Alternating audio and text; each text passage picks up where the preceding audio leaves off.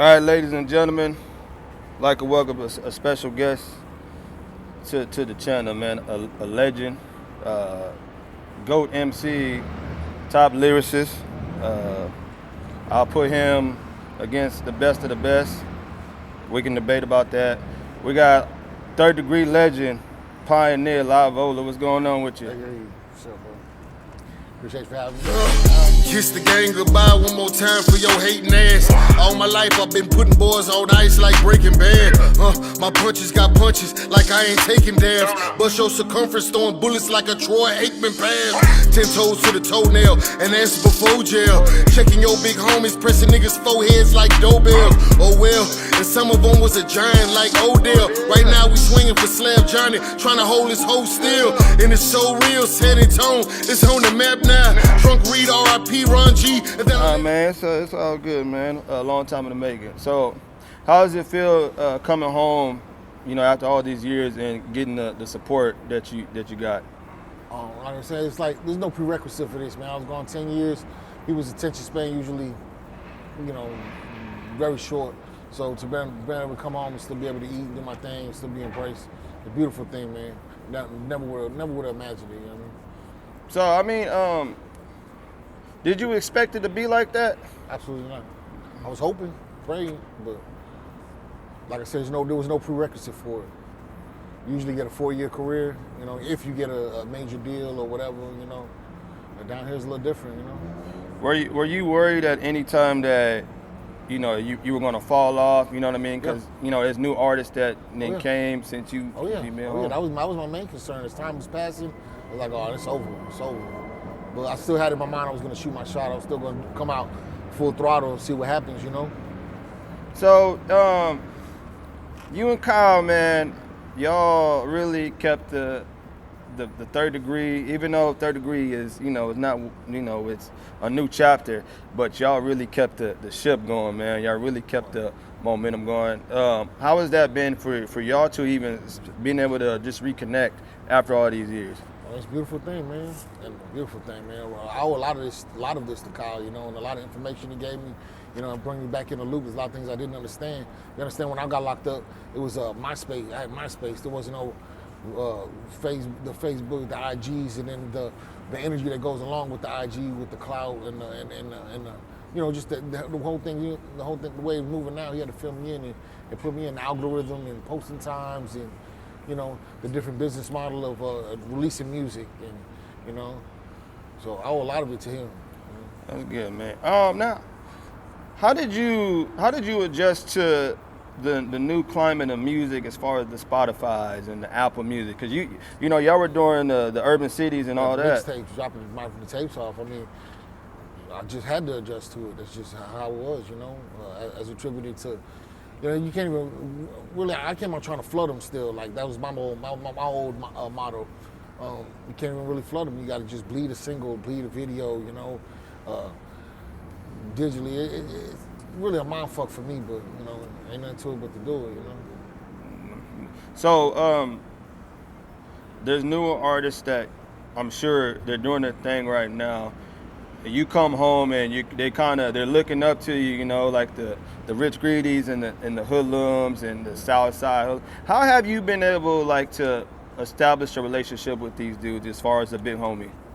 Man, I got a personal relationship with probably each one of them. See what they're doing. They're real receptive to stuff I got to say. I try to stay out of all their politics and business. But and it's humbling too, man, to see that they looked up to us and they took pieces of ours and elevated it and took it to places we never were able to take it to. They grew up with this the IG era.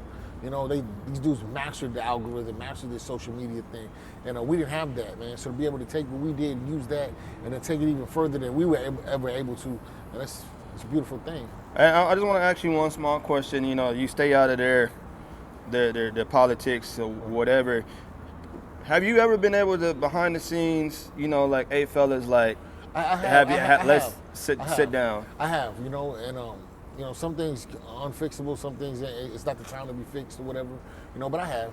I've done a lot of things. I don't want to speak on too much, but Right. I have inserted just on some human being man stuff like, hey, I see where this is going. Y'all know what I've been through, you know, and all money stops, you know. Even the dudes that aren't necessarily front street or that they see the hanger on that are adding the extra energy, even y'all gonna stop eating, you know. You, one person do what they supposed to do, both teams is dead, you know. So, but you know, it is what it is, man. I mean, so currently y'all are working together. You, Ken, Sosa, and Kyle. You know, the Soul San Antonio on the map project. Y'all still got it. Each and every one of y'all. How was it working on that project? Man, it was cool, man. It was cool, man. I mean, that was another thing, man. Everybody had went on and started their own careers and their own lives, and became their own entities in themselves, man. So for everyone to kind of put that down, and you know, and go back for the group, you know. Historically, groups don't work. You know, people, money, egos, and things like that. So for us to be able to, even for a small time, be able to do that, you know, it's a beautiful thing. Yeah, that's all good. Were there any high expectations when y'all decided, hey, let's get back together, let's do this? You know what I mean? I think everybody had high expectations, you know, but realistically, I think it was going to just be crazy. It still did better than I thought, you know. But you know. It is what it is. Everybody too. Also, it's probably humbling for some of the artists to feel, you know, at one point they were probably higher than another artist or got more emotion in them, and then to come back into space and didn't really feel that or see that, or, you know, that's probably something else. Did y'all expect to be, you know, legends back then? Did y'all see it coming? I didn't. Absolutely not. We were just having fun. So how do you adjust to the, I guess we could call it the fame, the hood fame, like how did you adjust to it? Well, I mean, just time, just getting used to it or whatever, and now I kind of shun away from it, you know. I enjoy my peace now, you know. There's a lot of stuff that comes with it, especially me, you know, that energy ain't always good energy, you know, and I've been through a lot with it. So now I kind of enjoy my peace and quiet my way, and then when it's time to show up and show out, then I do that, you know. Coming home, you know, how did you plan to move different as far as, you know, I'm out now, you know what I'm saying? I don't do this, you know. Absolutely. I can't go here. Absolutely. I wasn't going to be out in the street 100% like before, you know. We was outside before outside was a thing, you know, and that's where all my problems started, you know. Being least accessible is probably the best thing I could ever have done, you know. And it boosts your value as well, too. You can't just see me at the corner store, you know, so when you do see me, you know. Most definitely. Now, I want to ask another question, man. Marbach. Yeah. Man, I feel like y'all have made it it's like a popularized hood to rep, you know what I mean? Like, it's crazy. Y'all got Marbach clothing, like, you know, Rich Greedy pull up on Marbach in a scuba diving tank. How does it feel seeing that where you grew up at is kind of like a hood staple in the city? That's probably one of my biggest accomplishments, I feel, because back then it was nothing to claim. They're like, Marbach, who, where, what? You know, now it's a thing. Probably one of the most talked about famous hoods in the city at this point right now. So, you know, you could attribute that to us. You could directly contribute that to us. So that's a beautiful thing, man. Yeah, because I even look at what Izzy and them got going on with the Indian and the Murder Creek and stuff like that, and it definitely reminds me of what y'all are doing in the Marbach. The Indian Creek has always been popping. It just wasn't nowhere you want to go, though. Right. You know? And I think now it's kind of like a stamp, like they stamping like the creek, you know what I'm saying? Yeah. Like, that's a good thing. Now, who's some of the, you know, we talked about Hoodlum and Rich and Izzy. Like, who are some of the other artists that you were kind of, you know, you see what they got going? I like Pac-Man, Double from Never Landed, Molly Blanco, Northwest Rider, you know. Of course, my old school guy, the Big Roddy, man. Always Big Roddy come back around or something, you know. The Texas Finest, you know. That's good, most definitely. Now, are you proud of where the city's going? Like, you see the artists right now, they're getting known outside of San Antonio. You know what I mean? They got the spotlight. They're getting known in Houston. They're getting love in Dallas. They're getting love in Cali, man. Like, how proud are you even seeing that happen? Man, it's beautiful. It's beautiful, man. Especially you know, to be able to maximize this internet, man, and social media the way they have. I just wish, you know, the beefs and the internal turmoils could die down, because that's the only thing that will hold it back. That's the only thing that ever held us back as a city. What do you think about the conversation San Antonio needs to come together? It's been a long conversation, a long time coming. Like I said, that's probably our only problem, our only damn problem. I kind of see, I would say that the people who need to come together, you know what I mean, the ones that aren't working together need to, you know, to draw eyes on it, because everybody's not going to do songs together. Not everybody's going to kumbaya, so it's kind of hard, because they'll look at Houston or they'll look at Atlanta and stuff, but, you know, those cities kind of have, like, history, you know what I mean? And there's a lot of other people that facilitate the energy that aren't really on screen, that people don't know about, you know? And there's some people that call in the shots or that make it move, that if they change their attitude, you know what I mean, or they kind of push the other way, it could, you know, things could be a little bit different, you know? So what do you got going on outside of the group project that y'all did, you know what I mean, your solo music? Solo music, I got another project coming on called Control Freak. I want to venture out into like art. I've been in the graffiti scene for a while or whatever. Do like some galleries and things like that, and some business stuff I can't really talk about. Got a cereal we're working on, a breakfast cereal, premium breakfast cereal. Yeah, pretty much just solo projects, man. Just continue with solo projects. I seen what Big Pokey did. 46, 47 probably did the biggest album of his life, you know? Yeah. I'm only 40, so that kind of reinvigorated me, man. That man did, like, what did he do, 7, 8 million streams at 47 years old? Crazy. Do you think San Antonio will ever get the respect like Houston does?